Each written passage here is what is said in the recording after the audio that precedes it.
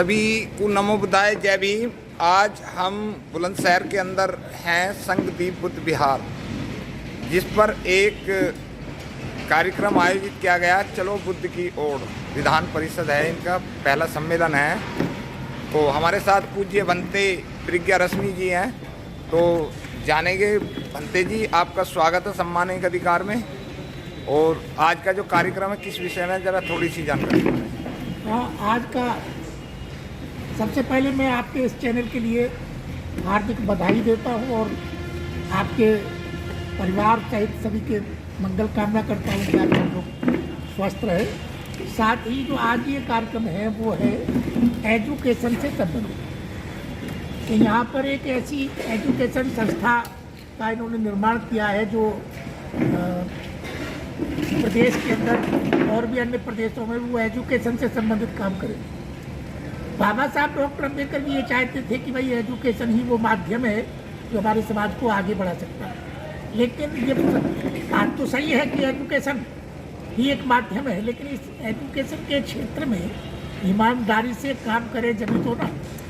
लेकिन हमने ये देखा है कि लोग बातें तो करते हैं, लेकिन जब व्यवहारिक रूप में जब देखा जाता है तो उनकी सोच एक अलग होती है, उनका उद्देश्य कुछ अलग होता है।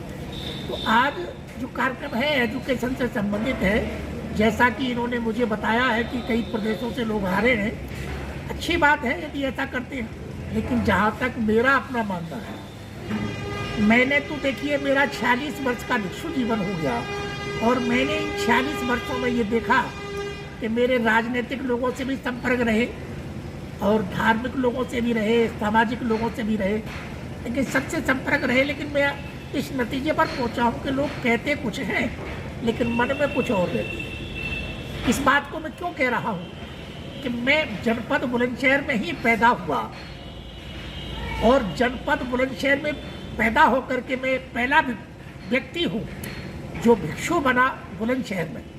बुलंदशहर में मेरे से पहले कोई भिक्षु नहीं था और नेताओं के रूप में बुद्ध की और अम्बेडकर की बातें करने वाले तो बहुत लोग थे, लेकिन भिक्षु कोई नहीं था। लेकिन हम बुलंदशहर की पावन धरा पर पैदा हुए और मतलब बुलंदशहर को ही अपना कार्य क्षेत्र बनाया। वैसे काम तो हमने और भी प्रदेशों में भी किया, लेकिन ज़्यादातर हमने बुलंदशहर में किया। बुलंदशहर में यदि कहीं कोई काम हुआ है तो उसमें हमारा प्रत्यक्ष और अप्रत्यक्ष रूप से हमारा अपना सहयोग रहा है। राजनीतिक लोगों से भी हमारा संपर्क रहा, उनके बीच में भी जाते थे, उनसे भी उनकी बातें भी सुनते थे। लेकिन जब बातें तो बड़ी लच्छेदार करते थे, लेकिन जब एक धरातल पर जब उनको देखा जाता था तो फिर वही बात आ जाती थी कि सब की सोच अलग है। वो ज़्यादातर प्रॉपर्टी इकट्ठी करने के चक्कर में बात काम कर रहा है। सबका उद्देश्य ये है। राजनीतिक लोगों को भी देखा, काफ़ी लोगों को देखा। लेकिन अब रही बात धार्मिक क्षेत्र में बौद्ध भिक्षुओं के बारे में। बौद्ध भिक्षुओं के बारे में तो मैं ज़्यादा कुछ नहीं कहूँगा, यही कहूँगा कि भाई बौद्ध भिक्षु भी यदि विशुद्ध रूप से धार्मिक काम करें, मतलब उसकी विचारधारा को पहुँचाने का काम करें, तो मैं मानता हूँ कि ये मिशन आगे बढ़ सकता है, मूवमेंट आगे बढ़ सकता है। लेकिन बौद्ध भिक्षु भी ज़्यादातर या तो वो अपने बिहारों में रहना पसंद करते हैं या फिर ब्याह शादी कर्मकांडों तक सीमित है।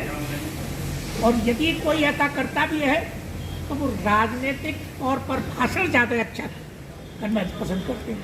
आपने देखा होगा कि वीडियो जारी करते रहते हैं, भाषण देते हैं बड़े लच्छेदार, लेकिन जब व्यवहारिक रूप से देखा जाता है तो वो भी अपनी निजी प्रॉपर्टी बनाने के चक्कर में। भंते जी, मैं एक सवाल आपसे पूछना चाहता हूँ कि भंते जो बनते हैं उसकी क्या व्याख्या, क्या है, नियम क्या है भंते बनने के? किस किस तरीके के लोग भिक्षु बन सकते हैं? अच्छा, जो व्यक्ति भिक्षु बनता है जी, उसका उद्देश्य होता है कि वो अपने घर को, परिवार को छोड़ता है, अपने ऐशो आराम को छोड़ता है और जिस समाज में जाकर के जिस समाज का दिया हुआ अन्न खाता है उस समाज के लिए वो काम करता है। उसको बुराइयों से बचा करके एक सद्धर्म का मार्ग देता है कि जिस मार्ग पर चल करके वो अपने दुखों से छूट जाए। वो उसका ये फर्ज होता है कि वो जहाँ भी जाता है भगवान बुद्ध की विचारधारा को उनके बीच में रखता है और बताता है कि भगवान बुद्ध ने मनुष्य के कल्याण के लिए ये मार्ग दिया है। तो बताता है इस बात के लिए तो भगवान बुद्ध ने कहा ना कि दान 3 प्रकार का होता है। उसका मन पवित्र नहीं हो सकता, और जिसका मन पवित्र नहीं हो सकता तो उसके हृदय में सद्धम्म का उदय भी नहीं हो सकता, मतलब प्रज्ञा का उदय नहीं हो सकता। तो एक तो वो होते थे जो शील का मतलब विनय से संबंधित जानकारी रखते थे, और दूसरे वो भिक्षु हुआ करते थे जो भगवान बुद्ध के दिए हुए संक्षेप में उपदेश का, भगवान बुद्ध ने कहीं संक्षेप में उपदेश किया लेकिन उसको विस्तार से बताने में सक्षम हुआ करते थे। उनमें सारिपुत्र और महाकाश्यप जैसे विद्वान लोग थे, वो उनके संक्षेप में दिए हुए प्रवचन का विस्तार से बताने में सक्षम थे। तो सूत्र पिटक और विनय पिटक 2 तरह के भिक्षु हुए, और तीसरे भिक्षु हुआ करते थे जो अभिधम्म से जानकारी, अभिधम्म पिटक से जानकारी रखते थे, अभिधम्म के बारे में विस्तार से बता सकते थे अभिधम्म क्या है। तो 3 तरह के भिक्षु हुआ करते थे। तो ये जो धम्म पद है ये भी सूत्र पिटक का ही एक अंग है। तो मैं ये कहना चाहूँगा धम्म पद में भी बहुत सारी बातें ऐसी हैं कि जो लोगों ने उसमें अपने स्वार्थ के लिए भी जोड़ दी गई है, क्योंकि विशुद्ध रूप से धम्म पद को समझना भी एक बहुत बड़ी बात होती है कि हम किसी की, क्योंकि आपने देखा कि विपश्यना का नाम भी हाँ जी मैं 4 बार कर आया हूँ। तो लेकिन विपश्यना के बारे में भी एक ऐसी उसमें ब्राह्मणवाद को परोया गया है कि जो साधारण व्यक्ति नहीं समझ पाएगा कि उसमें ब्राह्मणवाद कैसे परो दिया गया, क्या प्रकार। तो ये सब मिलावट कर रहे हैं। जी। लेकिन एक बात मैं ये कहना चाहूँगा कि भिक्षु बन करके इन सारी बातों पर ही वो रिसर्च करता है कि सच्चाई आखिर क्या है। जो विनय पिटक और सूत्र पिटक और अभिधम्म पिटक से संबंधित जानकारी करता है, तब वो इस नतीजे पर पहुँचता है कि तथागत ने जो उपदेश दिया था वो मन, वाणी और शरीर को पवित्र करने के लिए, निर्मल करने के लिए, और जो व्यक्ति मन, वाणी और शरीर से परिशुद्ध हो जाता है तो वो नितांत निर्मल हो जाता है, और उसके मन में सभी प्राणियों के प्रति करुणा, मैत्री, मुदिता का भाव जागृत।